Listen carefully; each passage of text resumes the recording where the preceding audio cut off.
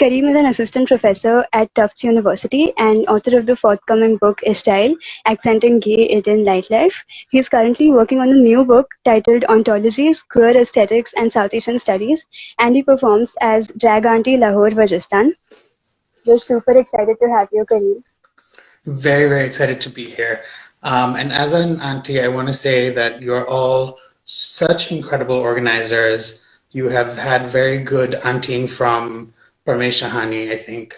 I feel really taken care of, really welcomed, so thank you. I'm glad. Thank you so much. I'm also going to take a minute to talk about the meme project, which some of our viewers might know as the capstone project of the leadership program that I'm a part of. So it's an online transmedia project co-created by the seven of us. And what we do over here, along with the guidance of the lab team, is we're trying to bring together things that we learn through our diverse academic backgrounds. So we're from culture studies, mass media design, applied art, literature, and we're trying to understand the nature of memes and how they're used as a crucial cultural device in today's times, right? So we're super thrilled to have you talk to us about queer aesthetics and the role of humor that go in the making of auntie memes. And we're trying to unravel and expand what we think we know about them. Great. So should we get into the questions? I would love that, yes. Perfect. The lab team, Kareem, has loved going through Auntologies so much. What jumps at you right from the beginning is that there's no one understanding of auntie, right? Yet everybody seems to agree that a particular aesthetic is auntie. So to you, who is the auntie that the page wants to portray? And is there a definitive auntie aesthetic? This is great. So I started the Auntologies Instagram page because I was dreaming of this book, Auntologies, and I'm writing about Mira Sethi's coloring book and about Maria Kamar's Trust No Auntie and Mira Sayal's Life Is Not Ha Ha He He. So I was thinking about aunties, and I kept seeing all these memes, and I just needed to put them somewhere. And often from South Asian websites, but also Asian and Asian American pages. And so I started this page, not thinking of it as a meme page, and things started assembling there. And so like you, I have to look back and take stock of who the auntie is based on the amount of different interpretations. And so what I'm able to come up with is you're right, auntie is an aesthetic, but auntie is also a figure or a cipher or like an idiom, right? It's a word that means so many things to different people and is mobilized in different ways. And to me, auntie is also an ethic and a way of being with others. So I'll explain some of those. So auntie as a figure, I think the auntie is that person of a different generation who stands on the border of your family, right? She's a way of saying, we would never do this, but the auntie would. So the auntie is either like too sexy, too sexual, or the auntie is too conservative, too traditional. So there's a meme of the auntie, the Simpsons aunties, and it says, when you realize that you are that tia, and she's there with a cigarette and fishnet stockings, and she's the slutty auntie. And then there's also all the memes of these. There's like a surveillance camera with a sari, right? That the auntie is watching you, and she's outside the family, and she's watching you on the inside, making sure you behave, pushing you back into that role. So I think the auntie as a figure is a way of naming those cultural forces that keep us in or let us out of what the family wants us to be. The auntie as an aesthetic is really what I enjoy most. The auntie has her big eyes open. She's always wearing prints on prints, or she's wearing saris. Her body is big. Her gestures are big. And so I recently posted a drawing by Arti Sandhu, who also writes about aunties and auntie fashion. And it's as simple as the salwar kameez. The dupatta is always a different print from the printed top, right? And I think that just that prints on prints is it's like fashionable and cool, but aunties have been doing it. So Right, we've yeah, got this auntie aesthetic that is excessive and big and fun and cool. Um, so and in other films and movies, I've also seen the auntie. The auntie smells like Indian food. She's accented. She has haldi stains on mm, her kaftan, things like that, right? There's right, really this like messiness and bigness and excess to the figure of the auntie. absolutely. Yeah, and Yeah. then there's the ethic, Mm, which is I think what you were asking is what I want people to see.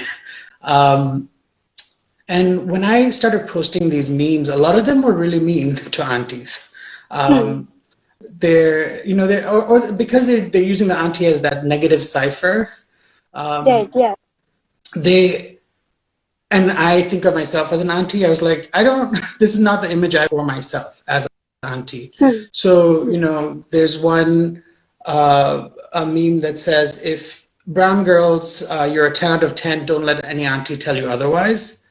And I'm like, wow. well, this auntie would have told you that you're an 11 out of 10, but if you don't want that opinion, don't come to this auntie, right? But I think aunties have a particularly generous spirit of sometimes too generous of overfeeding you or over Right, giving you too much information and advice. And I really like to give advice. absolutely. um, but I think there's a real ethic that aunties offer us, and something that aunties do something for each other, right? So there's the intergenerational relationship, and then there's a Absolutely, relationship yeah. between aunties, right? Who take Mm, care of each mm, other, make sure that um, I'm thinking about the women who like cook for each other when a loved one has passed away, right?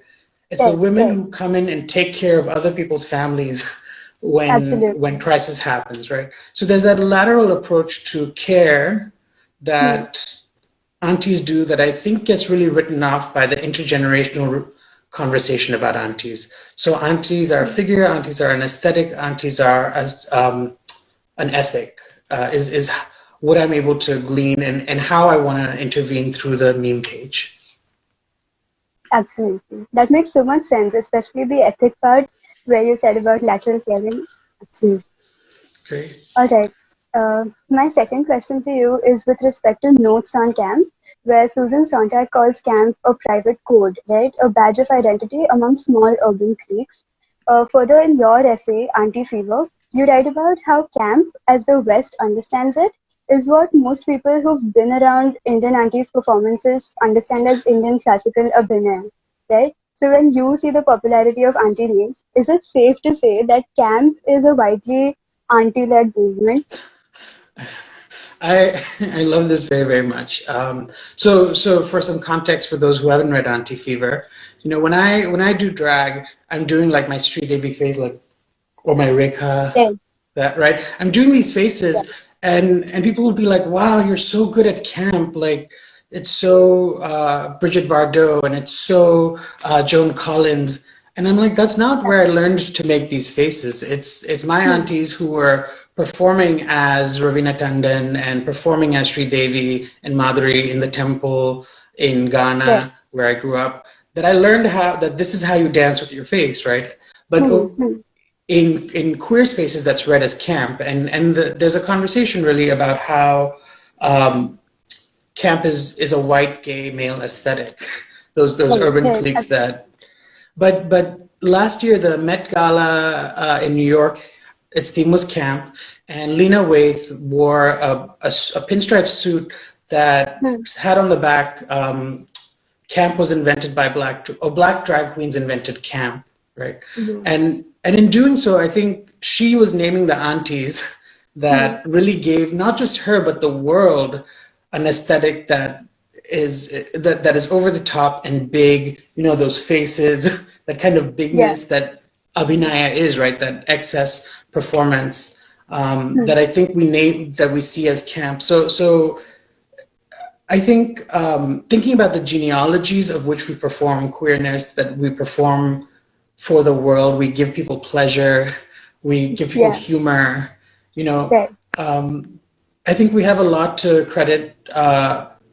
women of color, third world women, queer, black drag queens, trans folks. You know, I think in India, a lot of our big aesthetics Yeah, yeah, come from heritage performance communities, right? We think about yeah, Yakshagana, the face, right?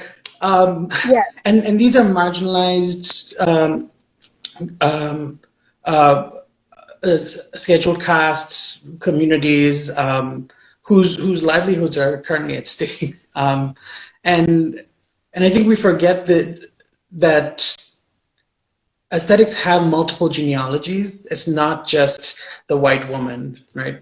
So I absolutely. love when you think about when you say that aunties, and it's multiple kinds of aunties, but aunties really have given us camp, um, and have taught us how to make our bodies fiercer and wilder in a lot of ways.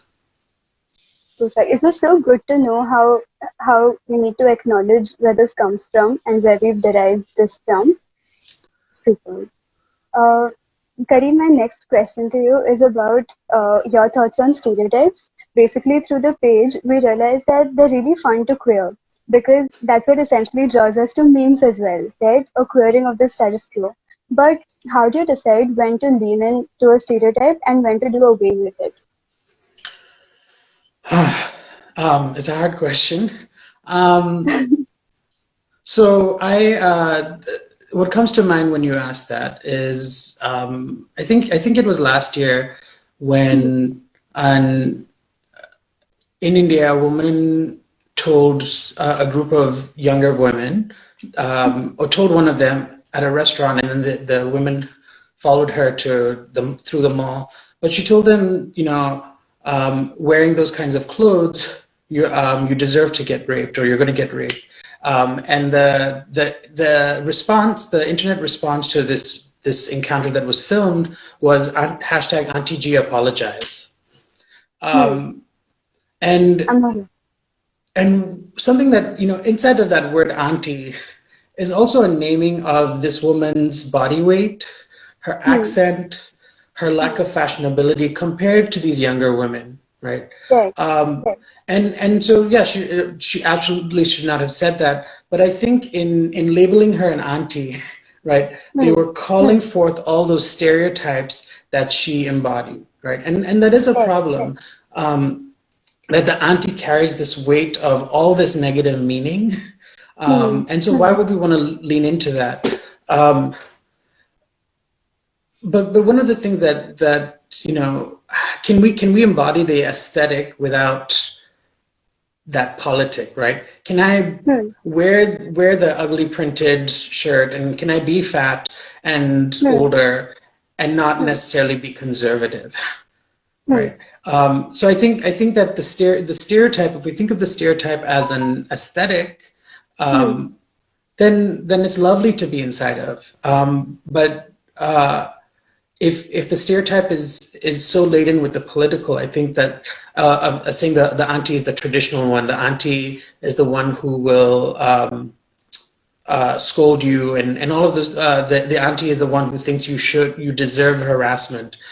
Right. That's a problem, right? So that's an instance that was a complex moment for me, and I put an essay up that offered this critique on the Hmm. page, and it got some backlash. People are like, "So what? We should just let her get away with saying this," Yeah. Yeah. um, and and that's not the point. But the point is that just this term "auntie" can be Hmm. really laden. Um, True. so um, and the other thing that happens also is when I give presentations, like an early version of Anti-Fever, Hmm. South Asian women in the audience were like, "I think this is very lovely and all, but you don't understand the trauma that my aunties have inflicted on me." The way they, especially queer, non-binary folks Right. and trans folks, aunties have told them you shouldn't be this way, right? Yeah. Um, and and so I never want to dismiss anybody's trauma, but also um, I don't want to lose the gifts that aunties can give, right? Of of style and fashion, of recipes, of music and story and family Yeah. history. I'm thinking about these like Instagram influencers who are sitting at home during COVID, making really beautiful stories about how they're making pickle, right? Yeah. Yeah. And look at me like marinating my mangoes and cutting them, and they're really slick, right? They're really sexy and slick photographs Absolutely. and write-ups, and that's auntie knowledge, right? But it's divorced from the history and the genealogies and the transfer of who does this work. Exactly. And I think that's a particularly like neoliberal individualistic approach. Like, look at me, I'm doing this, as opposed to look at this communal practice that we've learned, sometimes even appropriated, Yeah. and so I want to.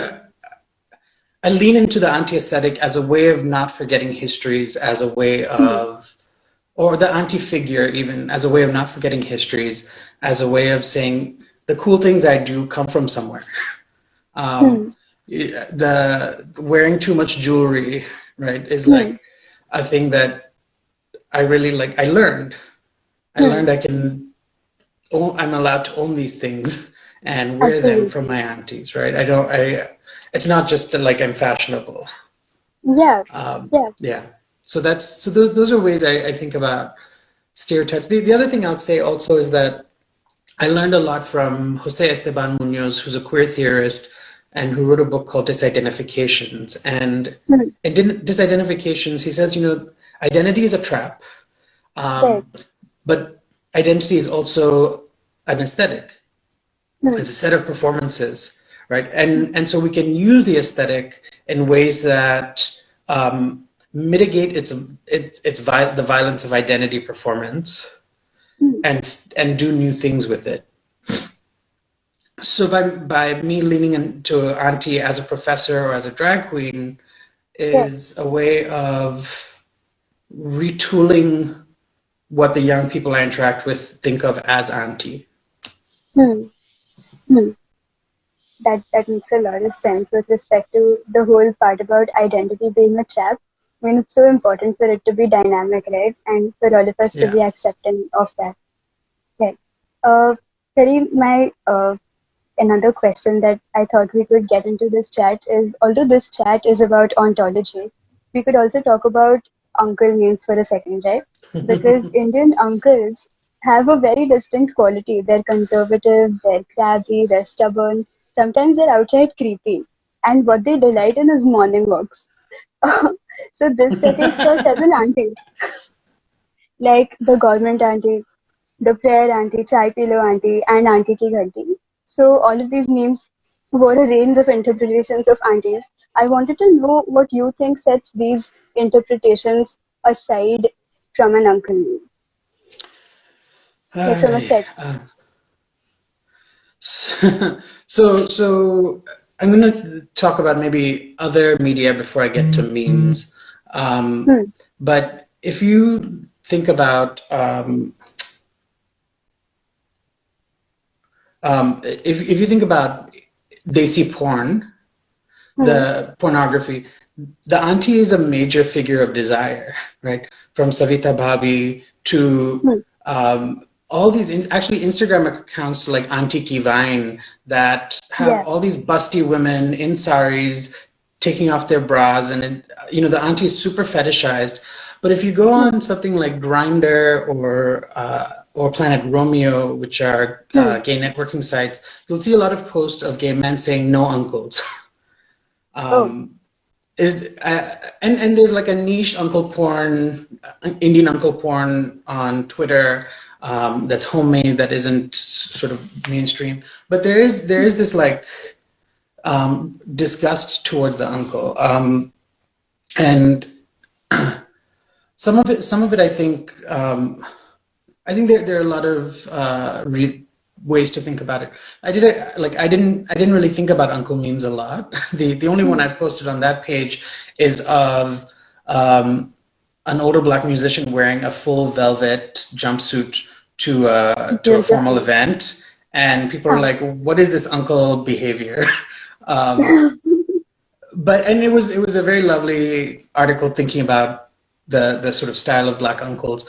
But I looked up uncle meme, and the number of memes about uncles as sexual harassers it was really disturbing, you know. Hmm. Um, Hmm. and some of them were pretty dark, right? That the humor wasn't humor at all. um, and so I think that the notion of the creepy uncle is Hmm. is so widespread that I think it suppresses a lot of meme making, right? Um, and I think that for queer people, um, we are all already assumed to be sexual harassers and stalkers, right? So to want to embody uncle can be Hmm. dangerous if you're on the masculine end of the spectrum. Hmm. And so auntie is for me an escape from some of those stereotypes. Um, I think in a larger sense, uncles. We've had the language of uncle and nation for a long time in the form of Chacha Nehru, right? We've got Mother Right. India, Right. mother figure, and then we've got Chacha Nehru, like Right. the masculine figure to the nation is in Hmm. fact uncle, not father, in some way. I think, but that Right. means that uncles being stubborn, crabby, whatever, all of these things are Hmm. actually um, they're performances of normative, traditional nationhood, Right. right? And we Right. don't Right. want to see nationalism as a performance. Hmm. We want it to be every day, right? We want to Right. obscure it. And this is masculinity in general. But I think that it's the gray trouser and white polo shirt and white sneakers having a walk, right? It's super neutral. It's super simple. It's not in your face the way the auntie is bold and loud and melodramatic and all of these things. Talk about melodrama and the Indian auntie in soap operas. That is camp, right? She is big. Right. She's excessive. The uncle is small and obscure, but is dangerously powerful in his silence. And Right. and so I think when you look at the relationship between politics and performance, we see that the uncle is Hmm. very hard to stage, um, other than saying, "Come and have some whiskey with me," right? There aren't a lot of uncle memes out there. I think there is an uncle figure, a body of like or aesthetic of like the pot belly, the mustache, or some kind of facial hair, balding. Right. Um, so there are some aesthetics that are happening there, but I think that their sort of political associations aren't as spectacular as the aunties. That makes so much sense. And it was so I enlightening hope. to hear such a different perspective to uncles. I saw a comment. Someone was asking where can we read Auntie Fever. I have Hmm. a website, kareemkhubchandani.com, and under scholarship there should be a link to the essay. I'm going to take a few questions from the audiences, if you don't mind. Sure. We'll take Kamani Sutra first. They're asking, isn't uncles another form of basic? Uncles don't bring anything to the plate. um, no, uncles do. It's just they're not the things that I'm interested in. So, so there's an uncle who is famous in Ghana for teaching our entire community to swim. Oh, Um, and I just think that is like it's a really generous gift, right? Swimming is a life-saving activity, and I was too scared to swim, and I didn't learn to swim when I was living in Ghana. But like everybody in the community learned from Uncle Vinod how to swim, right? And that someone posted that the only thing that never have I ever got right about Indians, the new Netflix show Never Have I Yeah, Ever. The yeah, only thing they got yeah. right about Indians is the obsession with tennis. Um, so that's Yeah. another really great uncle formation, right? Is tennis as this? I mean, yes, it's sort of this classist.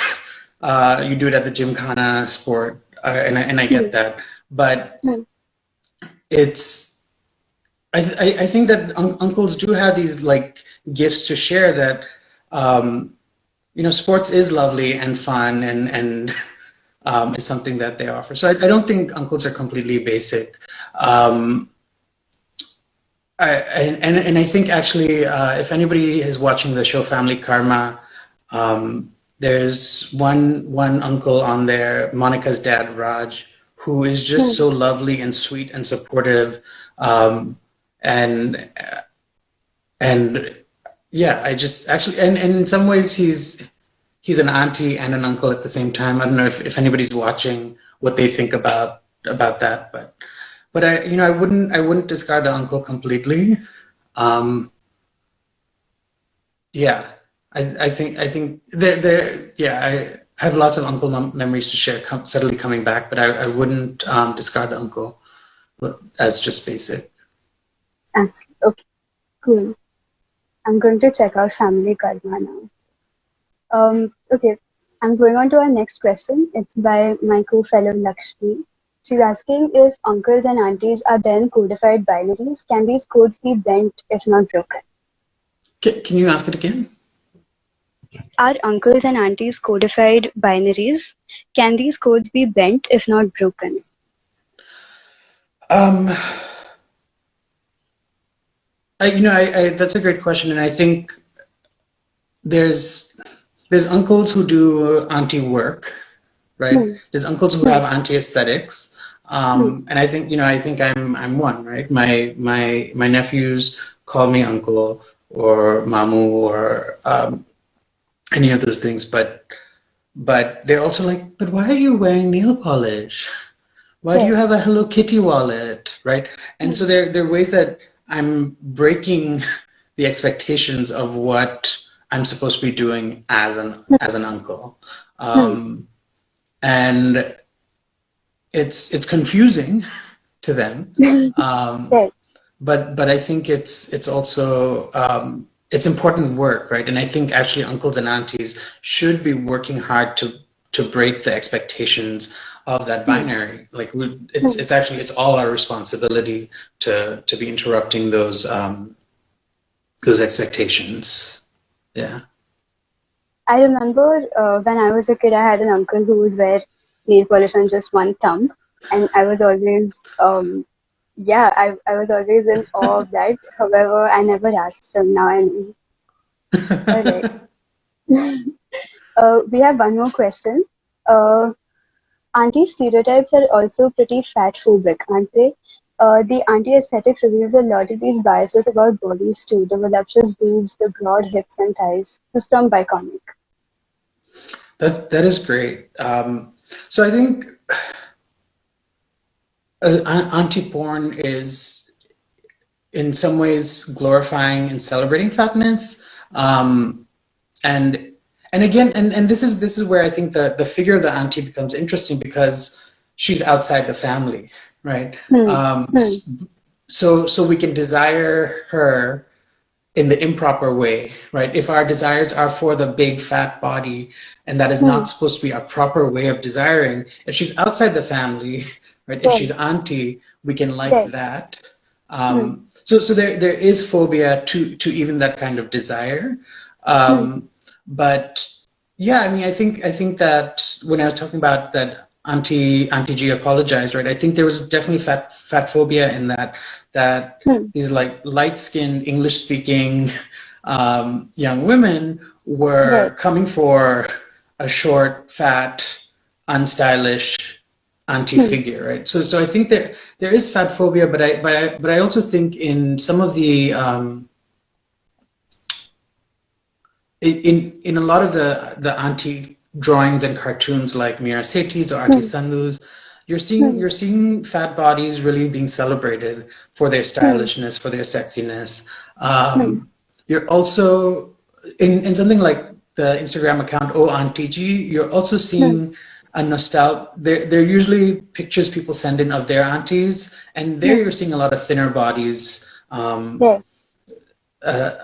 who are still being accounted for as aunties. I think also, you know, that one of the stereotypes of the auntie is that she's obsessed with weight loss, right? Yeah. So it's not Yeah. just fat phobia, or it's like fat phobia multiplied. But one of my like trauma memories of my aunties is that an auntie got me to start selling Herbalife, which is like a weight loss Wow. system. Wow. So like it's not just it's like the trauma of like the pyramid scheme plus my own like being like, you're fat, you could use this tea. Like I remember that tea that she had me drinking. So many And then was like, you should sell this. What is happening? But that's another, you know, the pyramid scheme is actually another form of the lateral relationship between aunties. Aunties inviting other aunties over, saying, I sell this at home. Why don't you try it? Why don't you take it? Right. So there's actually like an auntie economy that actually works well with this, that she was able to do that I wasn't able to do. And I just was sad about being fat. So yeah, the fat phobia question is real. I agree. And there's so much support for the auntie economy within, like among aunties as well, right? When you talk about their lateral caring, I think it's very real when they care for each other and come out in support of such economies, if we may call them that. But there's literal economies of, you know, my mom designs clothes and gets them stitched for her friends, you know, and that's how she's paid for my education and things like that. So she's brought her talents into this, again, lateral economy that, you know, her friends get to look good and look cute, and I get to go to school. Perfect. Brilliant. We have one more question, which is asking, are there any specific figures from your childhood that immediately come to mind when you think auntie? Oh my gosh, yes, absolutely. So every Saturday, the house was open and all the aunties came over. Really, and it was interesting to watch as younger women who moved into Ghana, I got married into families in Ghana, suddenly graduated into being aunties, and were being invited into the auntie consortium in my mom's living room. And they would have potlucks and they would bring food over. And it's that auntie time that was really precious to me. Right. It was a moment where news from the community was being shared. Right. This is when you heard what was going on, all the backstories to what's been happening. Like and so I mean, gossip was news, and it made me feel it was a place of being in the family, in a larger family than just my home. Especially me as a homebody who like to sit there and color. Like, it was nice to be part of something bigger. So that was really important. There was sort of a little network of aunties that when my mom would pick me up from school, we would go to their houses, you know, because it was too early for her to go home and she wanted to catch up, right? So we would go and sit there and they would feed me while, or they would make sure I was fed at least while they were having their chit chats. And that those aunties in particular, Auntie Pushpa, Auntie Anita, Auntie Parsha, Auntie Koshu, Auntie Shamila, Auntie Sudha, like they really they kept me fed. But I spent time with them. So my final computer science project, we lost electricity in our house and it was due the next day. This is when I was 15 years old. We had just gotten internet in Ghana. So, and she had internet at her house. She had electricity. And I went and I did an all-nighter at Auntie Anita's house to finish my computer science programming project, right? And I remember that that day very clearly. But I also want to say, we ask about aunties from childhood, but I really care about the aunties who've kept me going, especially as I've come out and I've come out as queer. There's the aunties who are, the aunties from my childhood who actually post the videos I make and comment on my videos, my drag videos. And then there's also the aunties that I've gotten to know in Chicago and in Bangalore and in Austin, Texas, the drag aunties who've taught me how to do makeup. They really have. I think we keep finding aunties in our life, and as I get older, they're not as many older folks to look up to, right? And I miss that. I miss acquiring new mentors in my life. But it also means I have to start doing the work of mentoring others. Right. I'm sure that must be enjoyable too. It's hard. I think when you're in this position, I think people come to auntie figures with really difficult problems. Sure. And it's hard, and it's feeling especially hard right now that I'm at home. I'm stuck at home. What can I do? How can I help? Other people are stuck. How do you help them out of the situations they're in? And I think in addition to all the work of aunting I've mentioned, there's emotional work, right? Of just listening to people's stories and holding people's stories, caring for them, by taking a step back and not being the big auntie, but being the one who's just listening. And I think that's also important work that we often don't acknowledge that women are doing for each other, and that queer people and femmes and trans folks are doing for each other.